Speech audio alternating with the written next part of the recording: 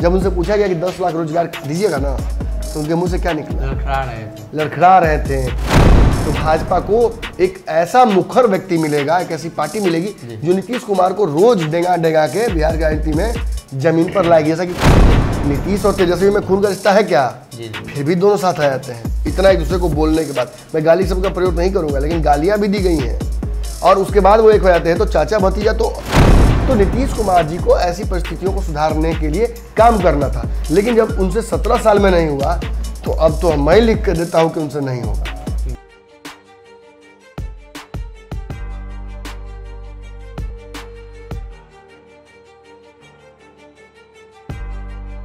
नमस्कार, पंचनामा देख रहे हैं आप, जहां हम करते हैं खबरों की चीरफाड़। एक बार फिर से हाजिर हैं नई खबर लेकर, जिसकी चीरफाड़ की जाएगी। पंचनामा की अब नई खेप आने लगी है, यानी जब सरकार बदलेगी तो कलेवर और तेवर चीरफाड़ का वही रहेगा, लेकिन खबर जो रहेगी अब सत्ता पक्ष की तरफ से ज़्यादा रहेगी। यानी अक्सर पंचनामा में सत्ता पक्ष और विपक्ष की चीरफाड़ होती है, लेकिन इन दिनों सत्ता पक्ष और नए सिरे से जो मंत्रिमंडल का विस्तार हो रहा है, इसको लेकर भी ज़्यादा चर्चा रहेगी।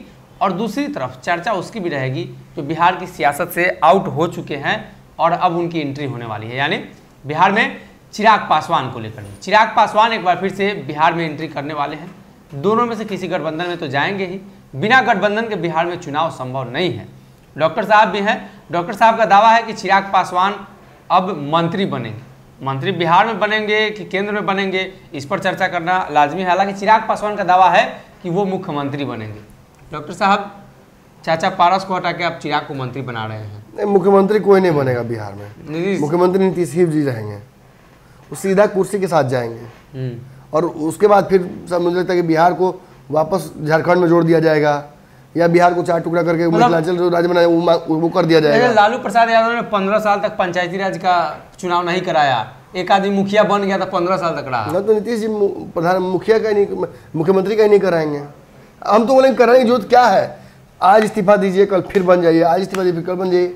देखिए, लोगों को लग रहा होगा, खासतौर पर राजद के कार्यकर्ताओं को लग रहा होगा, अरे ऐसा क्यों बोल रहे हैं नमन जी, भाजपा तो पूरे देश में ही जो एक हमारा संस्कृति का अब हिस्सा बन गया है, खूबसूरती कहा जाता है लोकतंत्र का, उसको तबाह करने में लगी हुई है। तो आप नीतीश को ही क्यों कह रहे हैं? नीतीश कुमार पैटर्न के तहत जा रहे हैं, इसलिए कहना जरूरी है।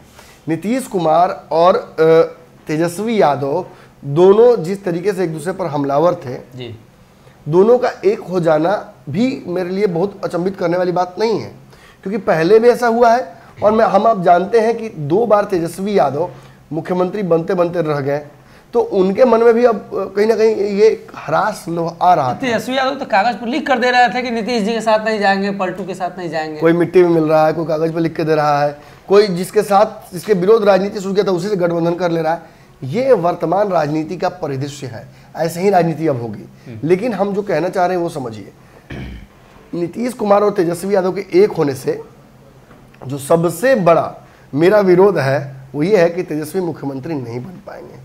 मतलब आप तेजस्वी को मुख्यमंत्री बनाने के यार एक जमाने से बोल रहा हूँ कि कोई युवा आवे, मैं तो कह रहा हूँ चिराग पासवान बन जाए, मैं तो कह रहा हूँ मुकेश सहनी बन जाए, यहाँ तक कि मैं मांझी जी के पुत्र को भी बिहार का मुख्यमंत्री बनने के लिए देखना चाहता हूँ। कोई भी युवा बने, दर्द समझे हमारे जैसे बेरोजगार युवाओं का दर्द समझे, वो समझे कि आखिर कितनी पीड़ा होती है जब एक परिवार में व्यक्ति बेरोजगार होता है और वो अपने पिता से 200-500 रुपये मांगता है, और कितना उसके ऊपर सोचिए कितना गगरी पानी गिर जाता होगा माथा पे जब वो अपनी दिनचर्या के लिए, कपड़े के लिए, अंडरवियर के लिए, सुख सुविधाओं के लिए पिता से पैसे मांगता होगा, या बड़े भाई से मांगता होगा, या छोटे भाई से ही मांगता होगा। ऐसी परिस्थितियों में आपको क्या लगता है कि किसी का जीवन आसान होगा क्या? जी ना। तो नीतीश कुमार जी को ऐसी परिस्थितियों को सुधारने के लिए काम करना था, लेकिन जब उनसे 17 साल में नहीं हुआ, तो अब तो मैं लिख कर देता हूं कि उनसे नहीं होगा। अब बिहार को नया नेतृत्व करता चाहिए। और कल मैंने कसमकस देखा जी, आप लोग नहीं नोटिस करते, मैं तो नोटिस वही चीजें करता हूँ। तेजस्वी यादव की जुबान में वो पीड़ा मुझे नजर आई जब उनसे पूछा गया कि 10 लाख रोजगार दीजिएगा ना, तो उनके मुंह से क्या निकला? लड़खड़ा रहे थे, गड़बड़ा रहे थे। बाद में उन्होंने कहा कि देंगे, लेकिन हम डिप्टी सीएम है, कितना देंगे। मतलब उन्हें मुख्यमंत्री बन के बिहार को चलाने का मन है, बिहार के लोगों की पीड़ा समझने का मन है, लेकिन हर किसी के महत्वाकांक्षा और मन पे नीतीश सवार है जी। इनको कुर्सी छोड़ना ही नहीं है। ललन सिंह को पानी पी पी के, बंटू सिंह उनके जो जितने भी लोग हैं वो लगातार कोस रहे थे, अब बंटू सिंह को बाहर कर दिया गया। तो ये तो नई राजनीति की परिपाटी, मृत्युंजय तिवारी को बाहर कर दिया गया। इस आदमी ने सिंगल हैंडेडली लॉकडाउन में जब बार बार ये जो पूरा राजद परिवार है, कुनबा है, जब ऐसो आराम करने लगता है तो यही प्रवक्ता जिंदा रखते थे और इन्हीं देखिए प्रवक्ताओं की छुट्टी कर दी। मैं तो हो सकता है कि पहले तीखे सवाल मृत्युंजय तिवारी से ही पूछे जाते थे, अरे वीडियो बना के घर भेजते थे कि चलाइए आप लोग, आप लॉकडाउन में नहीं आ पाते थे लोग तो आप वो वीडियो बना के भेजते थे। खैर हो सकता है कि मैं ज्यादा क्रिटिकल हूँ, हो सकता है कि उनको पद प्रमोशन मिलने वाला हो, मंत्री बनाने वाले हो। ऐसा नहीं हो सकता है। ऐसा कैसे नहीं हो सकता है?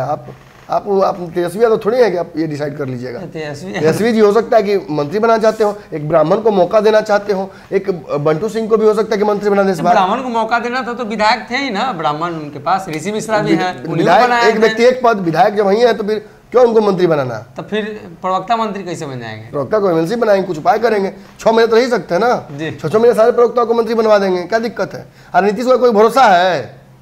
जब तक सावन है तब तक चर लो, फिर नीतीश कुमार किधर भाग जाएंगे कोई गारंटी है? पप्पू से सरकार बना लेंगे मिलके जी, उनकी कोई गारंटी है? वो वैसी साथ मिलकर सरकार बना लेंगे। और 6 पासवान तो कह दिए कि तालिबान के साथ भी मिलकर सरकार बना सकते हैं। हालांकि यहाँ तालिबान चुनाव लड़ता नहीं है जी, लेकिन अगर होता संभावना तो उसमें भी नीतीश जी सोचते नहीं। अब भाजपा की तरफ आते हैं। हालांकि आपने कह दिया कि बिहार में एक और पार्टी है, भाजपा है, ये वो। बिहार भाजपा मृत प्राय है, मरी हुई चीजों का हम जिक्र नहीं करेंगे। नई पार्टी है समझिए, तो नई पार्टी तो मुकेश सहनी की पार्टी है जो 4 विधायक लेके आ गई, उबड़ खाबड़ सब कुछ देख लिया उन्होंने। भाजपा बिहार में पैदा ही नहीं हुई है, इसे अभी भ्रूणावस्था में आना है और उसके लिए भी तैयार नहीं है। जब ये भ्रूण का स्वरूप लेता है, कोई ना कोई नेता ऐसा आता है बिहार भाजपा का जो उसकी हत्या कर देता है कोख में ही। और अब इस पे चर्चा मैं नहीं करने जा रहा हूँ, छोड़िए इस अब ऐसी विपक्ष बिहार में आने वाली है जिसके ऊपर हम चर्चा ही नहीं कर सकते हैं, जिनमें क्रेडिबिलिटी नहीं है, जिनमें एक व्यक्ति ऐसा नहीं है जो पसीना बहाएगा, विरोध करेगा। अब निरंकुश होकर तेजस्वी यादव और नीतीश कुमार जितने दिन बचा हुआ शासन चलाएंगे और भाजपा कुछ नहीं कर पाएगी। अब देख लीजिएगा। आगे बढ़ते हैं, मुख्य बिंदु पर पंचनामा के विश्लेषण पर आ जाते हैं जी। सबसे महत्वपूर्ण बात यहाँ ये है कि 7 दलों का गठबंधन नीतीश भाजपा के खिलाफ हुआ है। 7 दल मतलब बहुत बड़ी, मतलब एक बड़ा प्लेटफॉर्म हो जाता है, मंच हो जाता है। और चूंकि आप देखिएगा कि ज़्यादा भगदड़ जिस रेलवे प्लेटफॉर्म पे होती है, जिसका ट्रेन नहीं भी उस प्लेटफॉर्म पर उधर भागने लगता है, लोग सोचते हैं कि उधर ही ट्रेन मिलेगा। तो आज जिनकी आवश्यकता नहीं है वो भी उधर ही भाग रहे हैं। मुकेश सहनी को अभी तक न्योता नहीं मिला है, वो भी उधर ही भाग रहे हैं।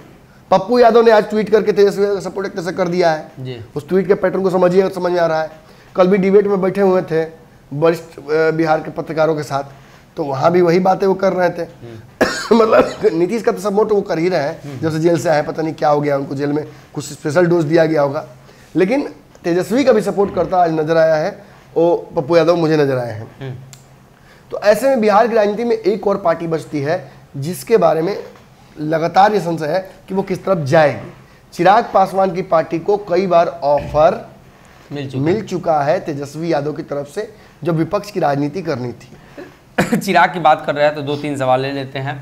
तेजस्वी यादव ने कहा कि चिराग तय नहीं कर पा रहे हैं किधर जाएंगे।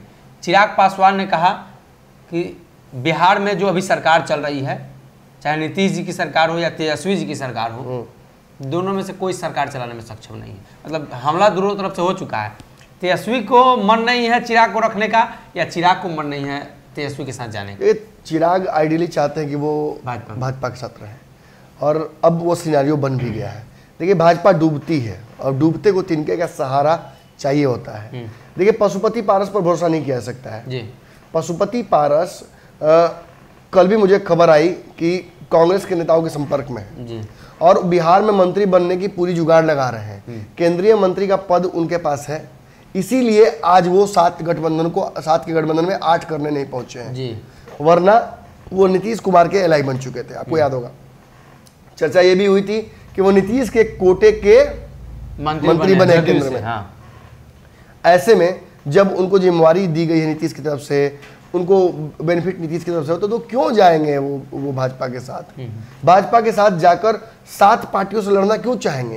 क्योंकि वोट बैंक भी जो है पशुपति पारस का वो छोटा सा वोट बैंक है, और उस वोट बैंक में ऑलरेडी चिराग पासवान बड़ा वोट बैंक उनका छीन के लेके जा रहे हैं। तो इनके पास 7 सांसद हैं, 7 सांसदों को दोबारा चुनाव लड़ा के जिताना भी होगा। मैं बात 5 सांसद हैं इनके पास, 5 सांसद हैं, इनको जिताना होगा, मुश्किल है इनके लिए। और ऐसी स्थिति में जोड़ घटाव आप करते हैं तो पशुपति पारस के लिए सबसे बेस्ट ऑप्शन यही है कि वो मंत्री बनकर 7 को 8 कर दें महागठबंधन की तरफ जाकर।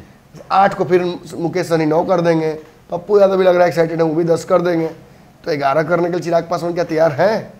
तो देखिए खबर ये आ रही है, कल पशुपति पारस के जो सबसे बड़े तांडवकर्ता है, जो पूरा पार्टी को दो फाड़ करने में मैंने कहा सकता जिनका हाथ था, केशव कुमार, उन्होंने जो बयान दिया है TNI पर, उस बयान में हमने देखा है, पैटर्न दिखा है, वो साफ तौर पर कह रहे हैं कि चिराग पासवान की घर वापसी के लिए हम तैयार हैं। लेकिन चिराग पासवान ने तो आज कहा कि आज शुभ दिन है, कहाँ उनका नाम ले रहे हैं? अरे भाई, तो अब बताइए, क्या तेजस्वी यादव ने नीतीश कुमार को लेकर ये बातें नहीं कही थी? उन दोनों में तो खून का रिश्ता भी नहीं है। नीतीश और तेजस्वी में खून का रिश्ता है क्या? फिर भी दोनों साथ आ जाते हैं। इतना एक दूसरे को बोलने के बाद, मैं गाली शब्द का प्रयोग नहीं करूंगा, लेकिन गालियां भी दी गई हैं और उसके बाद वो एक हो जाते हैं। तो चाचा भतीजा तो खून के हैं, पशुपति पारस और चिराग पासवान। और सूरजभान सिंह ने, याद होगा आपको, बहुत पहले ही ये बात कह दी थी, जिस दिन लोजपा टूटी थी और चिराग पासवान के हाथ से पार्टी निकल गई थी और सांसद निकल गए थे, सूरजभान सिंह ने अपने इंटरव्यू में हमारे चैनल पे कहा था कि ये टेम्पोररी फेज है। चिराग पासवान कुछ गलतियां कर रहे हैं, जमीनी राजनीति नहीं समझ पा रहे हैं, इसलिए उनको अलग किया गया है। 1 साल 2 साल में वो सीख जाएंगे, हम उनको साथ लेके वापस आएंगे। तो जब वही कह दिए ये बात, तो बचा क्या है? और आज 1 साल हो भी गया लगभग, और अब चिराग पासवान की वापसी का रास्ता प्रशस्त किया जा रहा है पशुपति पारस के। इसका 2 कारण है। एक बड़ा कारण है कि अब भाजपा चिराग पासवान को आगे लेकर चलना चाहेगी। उसका एकमात्र सहयोगी जो उसके साथ ईमानदार है, और एकमात्र सहयोगी जिसके पास 8% के आसपास का वोट बैंक है। ये जो वोट बैंक है लोजपा का, ये पशुपति के पास नहीं कभी जाएगा, ये हमेशा चिराग के पास जाएगा। नीतीश के खिलाफ वाले लोग चिराग के साथ जुड़ना पसंद करते हैं। ये भी एक बहुत बड़ी बात है। ये वोट बैंक भी चिराग और नीतीश का जो अदावत है वो जग जाहिर है, इन्हीं के विरोध करने के चलते वो बाहर हुए थे इंडिया से। ऐसी स्थिति में चिराग पासवान अगर भाजपा के साथ आए तो भाजपा को एक ऐसा मुखर व्यक्ति मिलेगा, एक ऐसी पार्टी मिलेगी जो नीतीश कुमार को रोज डेंगा डेंगा के बिहार की राजनीति में जमीन पर लाएगी। जैसा कि आपको याद होगा, उपेंद्र कुशवाहा को लेकर आए थे भाजपा के लोग नीतीश को डेंगाने के लिए, याद होगा आपको। और नीतीश उपेंद्र कुशवाहा का लड़ाई खूब हो रही थी। नीतीश मुख्यमंत्री और केंद्रीय मंत्री, शिक्षा को लेकर कितना लड़ाई हुआ था, सेंट्रल यूनिवर्सिटी को लेकर। ऐसे ही भाजपा चाहेगी कि चिराग पासवान को एक बड़ा पद दे, मंत्री ही बना दे। ऐसे में अगर पशुपति पारस विरोध करेंगे उसका, तो पशुपति पारस की छुट्टी हो जाएगी। पशुपति पारस की छुट्टी होगी तो क्या होगा?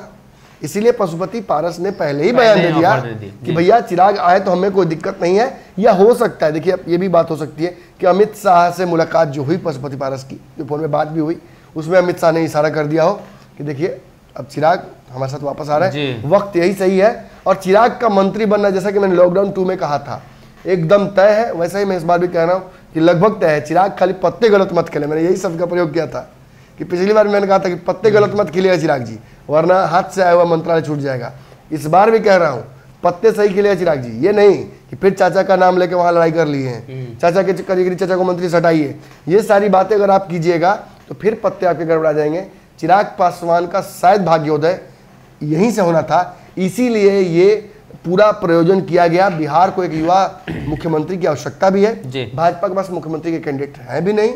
अगर चिराग पासवान को भाजपा सीएम कैंडिडेट के तौर पर भी लेकर आगे बढ़ती है तो वो भी भाजपा के लिए बहुत बेनिफिशियल होगा। जी, तो कहीं ना कहीं चिराग पासवान को लेकर अब बिहार में एक नई किरण दिखाई दे रही है, जिसके बाद उनकी भारतीय जनता पार्टी के साथ गठबंधन और एंट्री का रास्ता साफ होता हुआ दिखाई दे रहा है। ऐसे में इंतजार करना होगा। बिहार के मुख्यमंत्री नीतीश कुमार ने जो गठबंधन बदला है, इस गठबंधन बदलने का जो प्रभाव है बिहार पर क्या दिखता है और किस तरीके से चिराग पासवान बिहार की सियासत में भारतीय जनता पार्टी के साथ कर पाते हैं। फिलहाल के लिए इस पंचनामा में